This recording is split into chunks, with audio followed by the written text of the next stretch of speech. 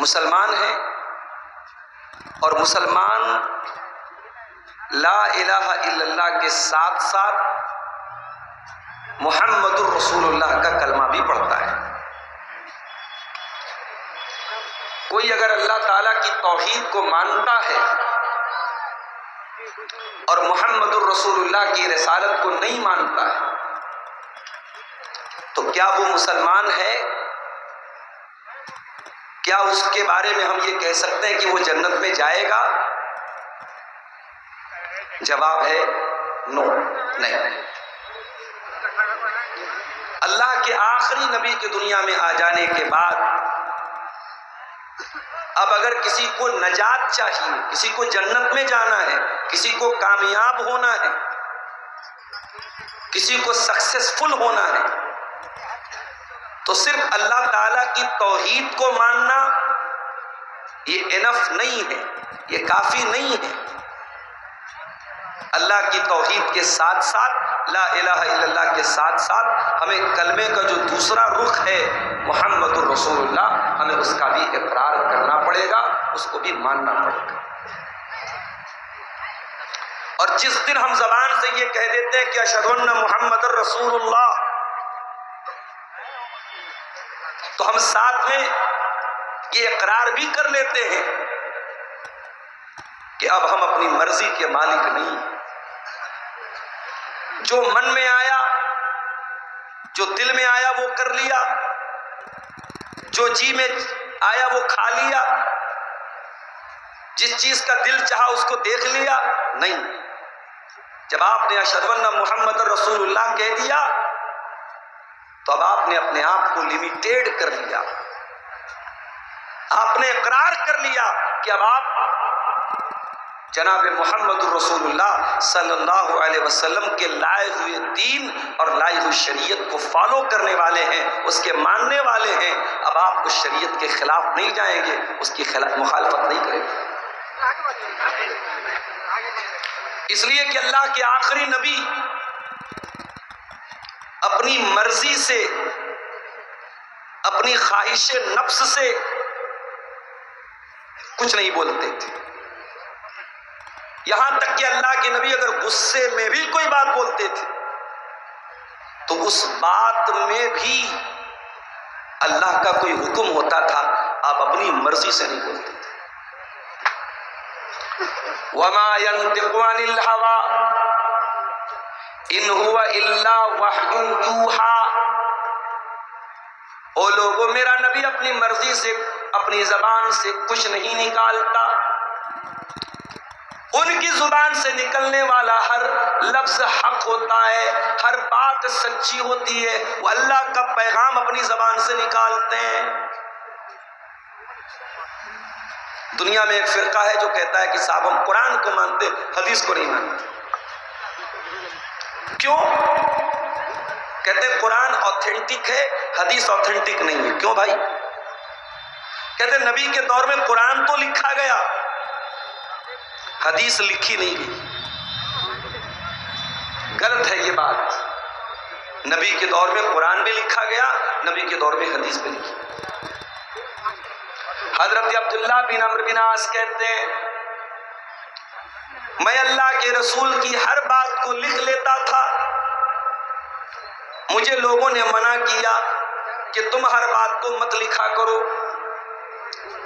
اللہ کے پیارے نبی بشر ہیں، انسان ہیں، ہو سکتا ہے کبھی غصے کی حالت میں آپ کے منہ سے کوئی نازیبا بات نکل جائے، کوئی ایسی بات نکل جائے جو مناسب نہ ہو، اس لیے تم نبی کی ہر بات کو مت لکھا کرو۔ حضرت عبداللہ کہتے میں نے لکھنا بند کر دیا۔ پھر میں نے یہ بات جناب محمد رسول اللہ صلی اللہ علیہ وسلم کو بتائی کہ اے اللہ کے نبی، میں آپ کی ہر بات کو لکھتا تھا، لوگوں نے مجھے منع کیا، اب میں نہیں لکھتا ہوں۔ اللہ کے پیارے نبی نے کیا فرمایا؟ ترمذی کی صحیح روایت ہے، آپ نے فرمایا اکتب والذی نفس محمد بیدہ ما یخرج منہ الا حق۔ آپ نے فرمایا اے عبداللہ، میری ہر بات کو تم لکھ لیا کرو، اس اللہ کی قسم جس کے ہاتھ میں محمد کی جان ہے، اے عبداللہ، محمد کی زبان سے جو بھی نکلتا ہے وہ برحق ہوتا ہے، وہ سچ ہوتا ہے، وہ ستیہ ہوتا ہے، وہ اللہ کی طرف سے ہوتا ہے۔ محمد غصے میں بھی اپنی مرضی سے کچھ نہیں بولتے۔ یہ مقام ہے جناب محمد رسول اللہ، غصے میں بھی آپ اپنے من سے کچھ نہیں بولتے۔ جب آپ نے کلمہ پڑھا اشہد ان محمد رسول اللہ، آپ نے اقرار کر لیا کہ میں اس نبی کا ماننے والا ہوں، اس نبی کی لائی ہوئی شریعت کو ماننے والا ہوں۔ اتنا ہی نہیں، جب آپ یہ کہتے ہیں کہ ہم مسلمان ہیں، اور جب آپ یہ کلمہ پڑھتے ہیں اشہد ان لا الہ الا اللہ واشہد ان محمد عبدہ ورسولہ، جب آپ یہ کلمہ پڑھتے ہیں، یہ کلمہ پڑھتے ہی آپ اس بات کی گواہی بھی دیتے ہیں کہ میں دنیا میں سب سے زیادہ اگر کسی سے محبت کرتا ہوں تو اللہ سے کرتا ہوں اور اس کے رسول سے کرتا ہوں، اللہ سے بڑھ کے کچھ نہیں، رسول سے بڑھ کے کچھ نہیں۔ اس کلمے کا ایک مطلب یہ بھی ہے، دنیا میں بہت ساری چیزوں سے ہم محبت کرتے ہیں، مال سے محبت کرتے ہیں، اولاد سے محبت کرتے ہیں، ماں باپ سے ہمیں محبت ہوتی ہے، بھائی بہنوں کی محبت ہوتی ہے، بیوی بچوں کی محبت ہوتی ہے، کاروبار کی محبت ہوتی ہے، دھن دولت کی محبت ہوتی ہے، گھر مکان کی محبت ہوتی ہے، مگر ایک محبت ایسی ہے جو ان ساری محبتوں سے بڑھ کر کے، وہ کون سی محبت ہے؟ آئیے قرآن کا 10واں پارہ پڑھتے ہیں۔ سورہ توبہ کی آیت نمبر 24 میں اللہ فرماتا ہے قُلْ إِنْ كَانَ آبَاؤُكُمْ وَأَبْنَاؤُكُمْ وَإِخْوَانُكُمْ وَأَزْوَاجُكُمْ وَعَشِيرَتُكُمْ وَأَمْوَالٌ اقْتَرَفْتُمُوهَا وَتِجَارَةٌ تَخْشَوْنَ كَسَادَهَا وَمَسَاكِنُ تَرْضَوْنَهَا، 8 چیزوں کا نام لیا اللہ، اور یہ 8 چیزیں وہ ہیں دنیا کا کوئی انسان نہیں کہہ سکتا کہ ان 8 چیزوں سے مجھے محبت نہیں۔ قُلْ إِنْ كَانَ آبَاؤُكُمْ، اے نبی آپ فرما دیجئے اگر تم اپنے باپوں سے محبت کرتے ہو، کون بیچارہ ہے جو اپنے باپ سے محبت نہیں کرتا؟ ہاں، وہی اپنے باپ سے محبت نہیں کرے گا جس کے سینے میں دل نہیں پتھر ہوگا، جس کے سینے میں دل ہوگا وہ اپنے باپ سے نفرت نہیں کر سکتا۔ ایک بات بولوں آپ سے، جب ماں باپ کی بات آتی ہے نا تو عام طور سے ماں کی قربانیوں کا نام لیا جاتا ہے۔ ماں پیٹ میں رکھتی ہے، ماں جنم دیتی ہے، ماں دودھ پلاتی ہے، ماں گیلے بستر پہ سو جاتی ہے۔ ماں کی خوبیوں کو بیان کرتے کرتے باپ کے احسان کہیں پیچھے چھپ جاتے ہیں میرے بھائی۔ ماں کا احسان نظر آتا ہے، باپ کا احسان نظر نہیں آتا۔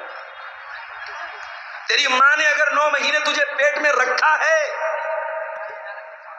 تو تیری ماں کو سپورٹ کرنے والا، تیری ماں کو کھلانے پلانے والا، تیری ماں کی ہر ضرورت کا خیال رکھنے والا تیرا باپ ہے۔ تو نے اگر ماں کے دودھ کو پی کر کے تیرے جسم میں جان آئی ہے تو باپ کی انگلی نے تجھے زندگی میں چلنا سکھایا ہے۔ ماں کے آنچل میں اگر زمانے کی دھوپ سے تجھے نجات ملتی ہے تو باپ وہ دیوار بن کے ہمیشہ کھڑا رہتا ہے ہر مصیبت میں، ہر مشکل میں۔ میں نے دیکھا ہے بیٹے پر مصیبتیں آتی ہیں، کتنے باپوں کو میں نے دیکھا ہے زندگی بھر کی گاڑی کمائی خرچ کر دیتے ہیں اپنے بیٹے کو بچانے کے لیے۔ اس لیے ماں کے احسان اپنی جگہ ہے، باپ کے احسانات کو کبھی انڈر اسٹیمیٹ مت کرنا میرے بھائیوں، باپ کے احسان کو کبھی کمزور مت سمجھنا۔ قُلْ إِنْ كَانَ آبَاؤُكُمْ، اے نبی آپ کہہ دیجئے اگر اپنے باپ سے محبت کرتے ہو، وَأَبْنَاؤُكُمْ، اور اگر اپنی اولاد سے محبت کرتے ہو۔ اولاد سے کون محبت نہیں کرتا؟ اولاد نافرمان ہے، اولاد بدتمیز ہے، اولاد بات نہیں مانتی ہے، اولاد غلط کام کرتی ہے، تب بھی ماں باپ راتوں میں اٹھ کے جب دعا کے لیے ہاتھ اٹھاتے ہیں نا تو اسی اولاد کی بھلائی کے لیے ہاتھ اٹھاتے ہیں۔ یہ اللہ تعالیٰ نے یہ محبت دل میں ڈالی ہے، اس محبت پر انسان کا بس نہیں ہے، اس محبت پر انسان کا کنٹرول نہیں ہے۔ ہر باپ اپنی اولاد سے محبت کرتا ہے، ہر ماں اپنی اولاد سے محبت کرتی ہے۔ ہاں ایک دن ایسا آئے گا جب ماں کو اپنے بچے کی بھی فکر نہیں ہوگی، اور وہ دن کون سا ہوگا؟ وہ قیامت کا دن۔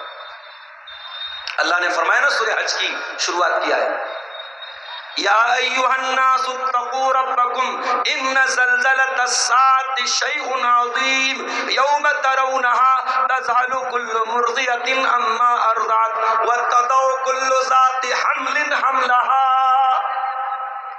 قیامت کے دن دودھ پلانے والی ماں بھی اپنے بچے سے غافل ہو جائے گی۔ دنیا میں یہ پاسبل نہیں ہے، ماں اپنے دودھ پیتے بچے کو کبھی نہیں چھوڑ سکتی۔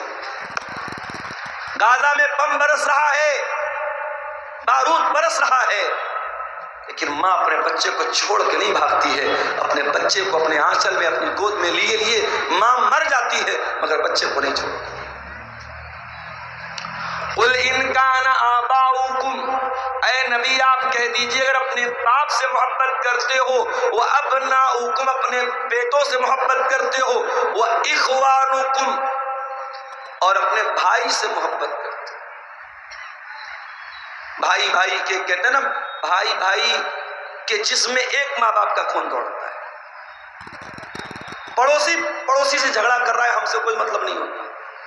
گاؤں میں گاؤں کا کسی سے جھگڑا ہوا، ہمیں کوئی مطلب نہیں۔ ہمارے بھائی کو کسی نے مار دیا، ہمیں غصہ آ جاتا ہے۔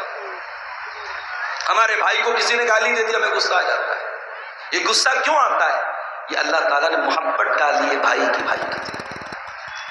اگر تم اپنے بھائیوں سے محبت کرتے ہو، وَأَزْوَاجُكُمْ اور اگر تم اپنی بیویوں سے محبت کرتے ہو، شادی کے بعد شوہر اور بیوی کی محبت بھی بڑی انمول محبت ہے میرے بھائی۔ یہ وہ محبت نہیں ہے جو کسی ریسٹورنٹ میں، کسی پارک میں، کسی فیس بک اور واٹس ایپ کے چیٹنگ میں تیار ہوئی ہے۔ یہ محبت نکاح کے ذریعے تیار ہے۔ یہ اللہ نے محبت ڈالی ہے، شوہر کے دل میں بیوی کی محبت، بیوی کے دل میں شوہر کی محبت۔ اور ایک بات بولوں، شوہر بیوی کے بیچ میں اگر محبت نہیں ہے تو یہ رشتہ نہیں چل سکتا۔ یہ رشتہ تبھی چلے گا جب ایک دوسرے کی محبت ہوگی۔ اگر محبت نہیں ہے تو مشین کی طرح یہ رشتہ چلے گا۔ شوہر آئے گا، اپنی ضرورت پوری کرے گا، بیوی اپنا حق ادا کرے گی، بس کام ختم۔ دل کا دل سے کوئی کنیکشن نہیں ہوگا جب تک دل میں محبت نہ ہو ایک دوسرے کی۔ بڑا پیارا رشتہ ہے میاں بیوی کا رشتہ۔ جانتے ہو اس رشتے کو اللہ نے لباس کہا۔ قرآن کا دوسرا پارہ اٹھاؤ، ہن لباس لکم وانتم لباس لہن، تم اپنی بیویوں کے لیے لباس ہو اور تمہاری بیویاں تمہارے لیے لباس ہیں۔ یہ لباس کیوں کہا؟ تمہاری بیوی تمہارے لیے لباس ہے، لائک اے ڈریس۔ تمہاری بیوی تمہارے لیے ڈریس ہے، تمہاری بیوی تمہارے لیے ویسی ہے جیسے تمہارا کپڑا ہے۔ بھئی بیوی کا کپڑے سے کیا تعلق ہے؟ کپڑا ہمیشہ بدن کے ساتھ لگا رہتا ہے۔ آپ رات میں سوتے ہیں تو بھی بنیان اور لنگی کے ساتھ سوتے ہیں۔ بیوی شوہر کے لیے لباس ہے، شوہر بیوی کے لیے لباس ہے۔ دونوں ایک دوسرے کے ساتھ اٹیچڈ ہیں، ایک دوسرے سے سمبندھت ہیں، ایک دوسرے سے بدے ہوئے ہیں، دونوں الگ نہیں ہو سکتے۔ میں ابھی تقریر کرنے کے پہلے کپڑا چینج کرنا تھا، میں نے ڈاکٹر صاحب سے کہا تھوڑا کوئی کمرہ دے دیجئے، میں کپڑا چینج۔ آدمی بھی کپڑا چینج کرتا ہے تو اکیلے میں چینج کرتا ہے، اور عورت تو کرتی۔ ہم کسی کے سامنے بغیر کپڑے کے رہنا پسند نہیں کرتے۔ کپڑا ہماری عزت پر پردہ ڈالتا ہے، کپڑا ہمارے عیب پر پردہ ڈالتا ہے۔ قرآن کیا کہہ رہا ہے؟ ہن لباس لباس لکم وانتم لباس لہن، تمہاری بیویاں تمہارے لیے لباس ہیں، وہ تمہارے عیب کے اوپر پردہ ڈالتی ہیں اور تم اپنی بیویوں کے عیب پر پردہ ڈالتے ہو۔ اگر شوہر بیوی کے عیب پر پردہ نہ ڈالے اور بیوی شوہر کے عیب پر پردہ نہ ڈالے تو میاں بیوی ہونے کا کوئی مطلب نہیں۔ جو بیوی شوہر کی برائی کرے، جو شوہر بیوی کی برائی کرے، بیوی شوہر کی غیبت کرے، شوہر بیوی کی غیبت کرے، تو سمجھو وہ ایک دوسرے کے لباس نہیں ہے۔ لباس تو پردہ ڈالتا ہے، لباس تو ایک دوسرے کے عیب کو چھپاتا ہے۔ اچھا، لباس کا ایک مقصد اور بھی ہے۔ میں تقریر کرنے کے لیے آتا ہوں، صدری پہنتا ہوں، بہت سارے علماء شیروانی پہنتے ہیں۔ بنگلہ دیش کے یا بنگال کے اکثر علماء جو آتے ہیں میں دیکھتا ہوں لمبا والا جبہ پہنتے ہیں۔ کیوں پہنتے ہیں بھائی؟ ہر آدمی کی اپنی ایک چوائس ہے، اور اسلام نے اسی لیے لباس میں کوئی لمیٹیشن نہیں رکھی، کوئی پابندی نہیں رکھی کہ آپ کرتا ہی پہنو، آپ جبہ ہی پہنو، آپ پینٹ شرٹ ہی پہنو۔ اسلام نے کچھ کنڈیشن بتائی۔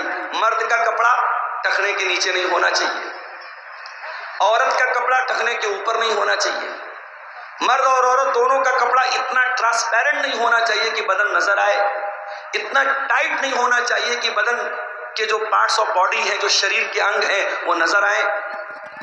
تو شرائط بتائی ہیں، لیکن اسلام نے کسی لباس کی پابندی نہیں کی کہ یہی لباس آپ کو پہننا ہے۔ ہمارے مئو میں بنارس میں لنگی چلتی ہے۔ مئو کے کتنے علماء مدراس گئے، حیدرآباد گئے، دنیا کے کونے کونے میں وہی لنگی پہن کے چلے گئے، ان کا لباس ہے، ان کی ڈریس ہے۔ تو لباس ہماری پہچان ہے۔ اللہ فرما رہا ان لباس لکم، تمہاری بیویاں تمہارا لباس ہیں۔ جس طریقے سے تم کپڑا پہن کر کے اپنے آپ کو سجاتے ہو، سنوارتے ہو، تم کپڑا پہن کر کے اپنے آپ کو سندر بناتے ہو، اپنے آپ کو اٹریکٹیو بناتے ہو، اپنے آپ کو آکرشک بناتے ہو، تمہاری بیویاں بھی تمہاری زندگی کو آکرشک بناتی ہیں، تمہاری زندگی کو سندر بناتی ہیں، اور تم ان کی زندگی کو سندر بناتے ہو۔ زندگی کی خوبصورتی ہے یہ رشتہ، اس لیے اللہ کہہ رہا ہے اگر تم اپنی بیوی سے محبت کرتے ہو، باپ ہو گیا، اولاد ہو گئی، بھائی ہو گیا، بیوی ہو گئی۔ اس کے بعد فرمایا وعشیرتکم، اور اگر تم اپنے خاندان سے، اپنی برادری سے، اپنے قبیلے سے محبت کرتے ہو۔ آپ کے یہاں شیرشاہ آبادی برادری بہت اچھا مجھے لگتا ہے جب میں یہ دیکھتا ہوں، ایک اتحاد ہے۔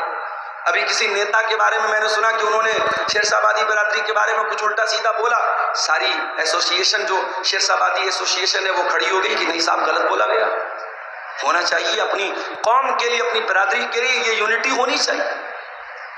جھارکھنڈ کے علاقوں میں جاتا ہوں، پاکڑ، صاحب گنج، گڈا کا علاقہ ایک طرف سے پورے انصاریوں کا علاقہ ہے، انصاری قوم ہے وہاں۔ بنگال میں آپ چلے جائیں، وہاں بہت سارے لوگ اپنے نام کے ساتھ شیخ لکھتے ہیں، شیخ لوگوں کا علاقہ ہے۔ تو برادری کا ہونا کوئی خراب بات تو نہیں ہے۔ خراب بات کیا ہے؟ انسان اپنی برادری پر فخر کرے اور دوسری برادری کو حقیر سمجھے۔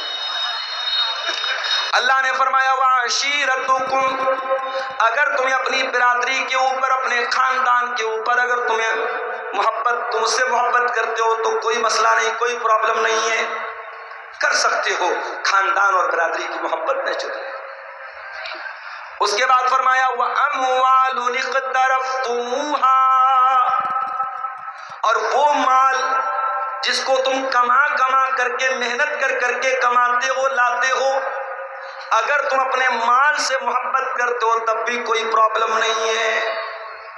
یہ الگ بات ہے کہ محنت سے کمایا ہوا وہ مال ہمارا نوجوان جوئے میں جا کر کے برباد کر دیتا ہے، میٹا اوزون میں جا کے برباد کر دیتا ہے، کرپٹو کرنسی میں لے جا کے برباد کر دیتا ہے۔ ہمارے نوجوان کو کیا چاہیے؟ بیٹھے بٹھائے پیسہ چاہیے۔ کوئی کمپنی آتی ہے، صاحب 1 لاکھ روپیہ لگا دو، ہر مہینے 15,000 دیں گے، ہمارا نوجوان چھٹ سے تیار ہو جاتا ہے۔ بیٹھے بٹھائے پیسہ کس تو برا لگتا ہے؟ ممبئی اور حیدرآباد کے مسلمانوں کا کروڑوں روپیہ، ایسی ہی ایک کمپنی آئی تھی، اس نے دعویٰ کیا تھا 1 لاکھ روپیہ آپ لگاؤ، ہم 3,000 روپیہ ہر مہینے آپ کو دیں گے، ہم بزنس کریں گے، آپ کے پیسے سے آپ کو پروفٹ دیں گے۔ دنیا کا کون سا ایسا کاروبار ہے جس میں صرف پروفٹ ہوتا ہے؟ میرے بھائی، کاروبار کا مطلب پروفٹ اور لاس دونوں ہوتا ہے۔ انڈین شیئر مارکیٹ پچھلے ایک مہینے میں دھڑام دھڑام گر رہی ہے، آج بھی مارکیٹ کافی گری ہوئی ہے۔ تو مارکیٹ کا کام ہے اپ اینڈ ڈاؤن ہونا، کبھی چڑھتی ہے کبھی اترتی ہے۔ کمپنی نے دعویٰ کیا کہ نہیں صاحب آپ ہمارے یہاں 1 لاکھ روپیہ لگاؤ، کبھی 3,000 ملے گا، کبھی 3,100 ملے گا، کبھی 2,900 ملے گا، ایک نیئر اباؤٹ آپ کو 3,000 روپیہ ملے گا۔ اب جس کے پاس 10 لاکھ روپیہ تو اس نے سوچا یار 10 لاکھ لگا تو 30,000 روپیہ مہینہ ملے گا۔ ممبئی کے اندر لوگوں نے فلیٹ بیچ دیا اپنا، 50 لاکھ کا فلیٹ تب بیچ دیا کہ 50 لاکھ لگاؤں گا ہر مہینے 1.5 لاکھ روپیہ ملے گا، کیا بولا ہے۔ مکان بیچ دیا، فلیٹ بیچ دیا، کرائے پہ رہنے لگے، کمپنی سارے لوگوں کا پیسہ لے کے بھاگ گئی، آج سب بیچارے رو رہے ہیں۔ تو میرے بھائیوں، یہ پیسہ جو آپ محنت سے کماتے ہیں، اپنے نوجوانوں سے کہنا چاہوں گا اس کو جوئے میں برباد مت کرو۔ یہ میٹا اوزون، یہ کرپٹو کرنسی اور یہ شیئر مارکیٹ کی بہت ساری ناجائز شکلیں، شیئر مارکیٹ کی ساری شکلیں ناجائز نہیں ہیں، اس کی بہت ساری شکلیں جائز بھی ہیں، اس کو بیٹھ کر کے ڈسکس کیا جا سکتا ہے، لیکن بہت ساری شکلیں شیئر مارکیٹ کی ناجائز ہیں۔ تو شیئر مارکیٹ ہو گئی، کرپٹو مارکیٹ ہو گئی، اسی طریقے سے آج کل یہ جو ہے کموڈیٹی مارکیٹ چل رہی ہے، سونے اور چاندی کا کاروبار ہو رہا ہے، ان تمام چیزوں میں جو ایک یہ گارنٹیڈ منافع ہے، اور یہ ہے کہ صاحب ہم پیسہ لگا کے کروڑ پتی بن جائیں گے، 100 روپیہ لگا کے 1000 کما لیں گے، یہ جوا ہے، اس میں اپنے پیسے کو برباد مت کرو میرا۔ قرآن کہہ رہا ہے وَأَمْوَالٌ اقْتَرَفْتُمُوهَا، اگر اپنے مال سے تم محبت کرتے ہو، جس مال کو تم محنت سے کما کما کر کے اکٹھا کرتے ہو۔ کوئی انسان اگر یہ بولے صاحب ہم کو مال سے محبت نہیں ہے، جھوٹ بول رہا ہے، جھوٹا ہے، مکار ہے۔ مال سے محبت تو نیچرل چیز ہے میرے بھائی۔ اب یہ الگ بات ہے، کسی کو مال سے اتنی محبت ہوتی ہے کہ مال کمانے کے چکر میں حلال حرام کی پرواہ بھی نہیں کرتا، مال سے اتنی محبت ہوتی ہے زکوٰۃ نہیں نکالتا، دان نہیں کرتا، چندہ نہیں کرتا، کروڑوں کی حیثیت ہے، محلے میں مدرسے کا چندہ ہو رہا ہے، مسجد کا چندہ ہو رہا ہے، یہ 10,000 دے سکتا ہے، یہ 1 لاکھ دے سکتا ہے، یہ چندہ دیتا ہے 500 روپیہ، اس کے پاس پیسہ تو ہے، دل نہیں ہے۔ تو کسی کے دل میں مال کی زیادہ محبت ہے، کسی کے دل میں کم محبت ہے، مگر مال سے محبت سب کو ہے۔ اس کے بعد فرمایا وَتِجَارَةٌ تَخْشَوْنَ كَسَادَهَا، اور اے ایمان والو اگر تم اپنے بزنس سے، اپنے کاروبار سے، اپنے ویاپار سے، اپنے دھندے سے، اپنی دکان سے محبت کرتے ہو، جس کاروبار کے بارے میں تمہیں یہ ڈر ہوتا ہے کہ کہیں گھاٹا نہ ہو جائے، ہر کاروباری کو یہی ڈر رہتا ہے گھاٹا نہ ہو جائے، تو یہ 7 چیز ہوئی۔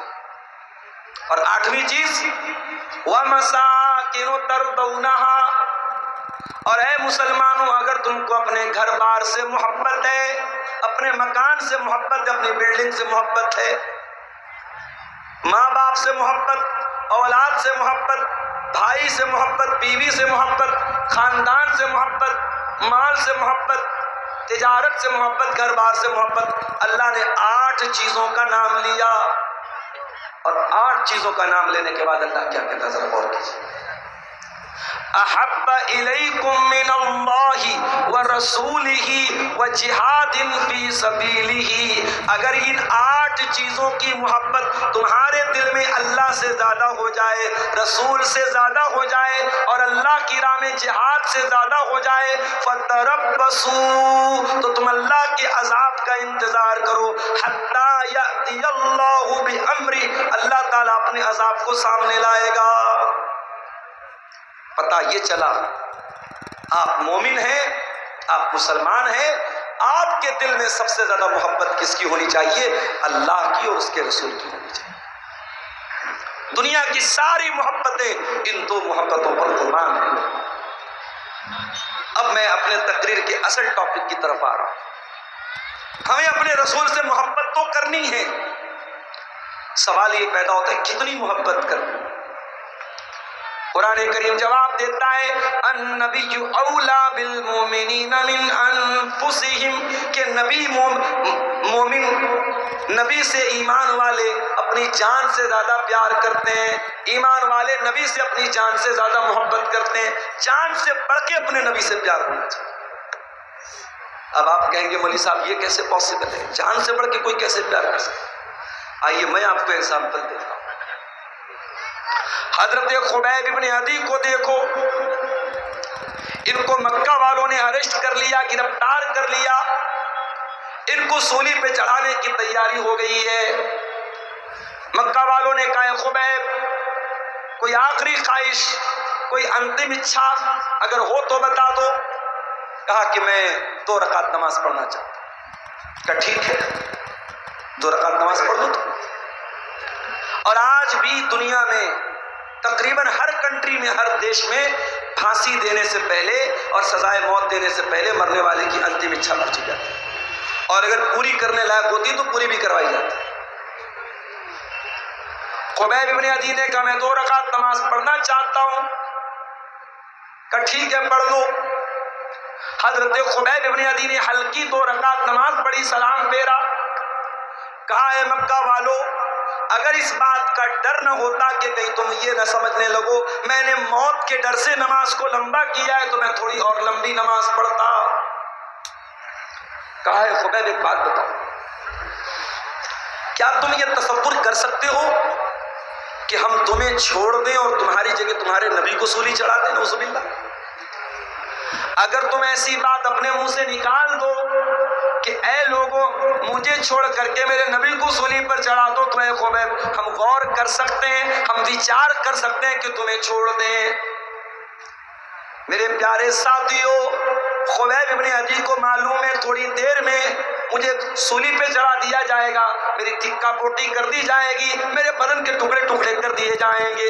ایسے موقع پر خبیب کو آفر دیا جا رہا ہے تجھے کچھ نہیں کرنا ہے، بس زبان سے یہ کہنا ہے میری جگہ میرے نبی ہوتے تو ہم تمہیں چھوڑ سکتے ہیں، تو تم بتاؤ تمہاری کیا رائے ہے؟ خبیب بن عدی کہتے ہیں کہ اے ظالموں، تم میری جگہ میرے نبی کو سولی پہ چڑھانے کی بات کرتے، میں تو یہ بھی گوارا نہیں کروں گا کہ میری جان بچ جائے اور میرے نبی کے پاؤں میں کانٹا بھی چبویا جائے. تم میری جگہ میرے نبی کو سولی پہ چڑھانے کی بات کر رہے ہو، ارے یہ تو بہت دور کی بات ہے.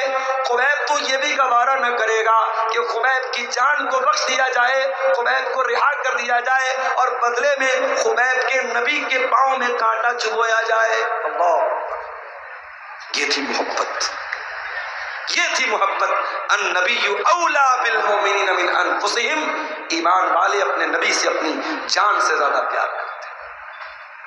حضرت بلال کو دیکھو میرے بھائیوں، نوجوان بھائیوں، اپنی اسمارٹنس پر، اپنی خوبصورتی پر، اپنے ہینڈسم ہونے پر، اپنے گورے گورے رنگ پر ناز کرنے والے بھائیوں اور بہنوں، اللہ نے اگر آپ کو خوبصورت بنایا ہے بہت اللہ کا شکر ادا کرو، مگر یاد رکھو خوبصورتی یہ اللہ کے ہاں کوئی کام آنے والی چیز نہیں ہے.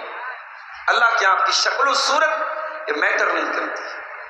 اللہ کے آپ کا عمل میٹر کرتا ہے، آپ کا کیریکٹر میٹر کرتا ہے، آپ کا عقیدہ میٹر کرتا ہے. بڑے اسمارٹ ہے، بڑے ہینڈسم ہے، دنیا میں کوئی دیکھتا ہے بڑی تعریف کرتا ہے، یار یہ بندہ بڑا خوبصورت لگتا ہے، یہ لڑکی بڑی خوبصورت ہے.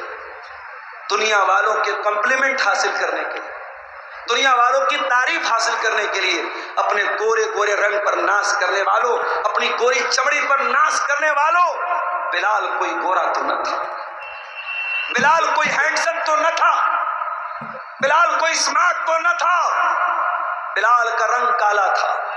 بلال حبشہ کے غلام تھے، ان کا مالک امیہ بن خلف ان کو عرب کی تپتی ہوئی ریت پر لٹاتا تھا اور کہتا تھا اے بلال ہم تمہیں چھوڑ دیں گے، بس ایک بار تم یہ کہہ دو اسلام کا انکار کر دو اور محمد کے دین کا انکار کر دو اور ہمارے 360 بتوں کی عبادت کا اقرار کر لو، اے بلال ہم تمہیں چھوڑ. اے بلال تیرے ایمان کا کیا کہنا، تیری استقامت کا کیا کہنا، تیرے دل میں رسول کی محبت کا کیا کہنا.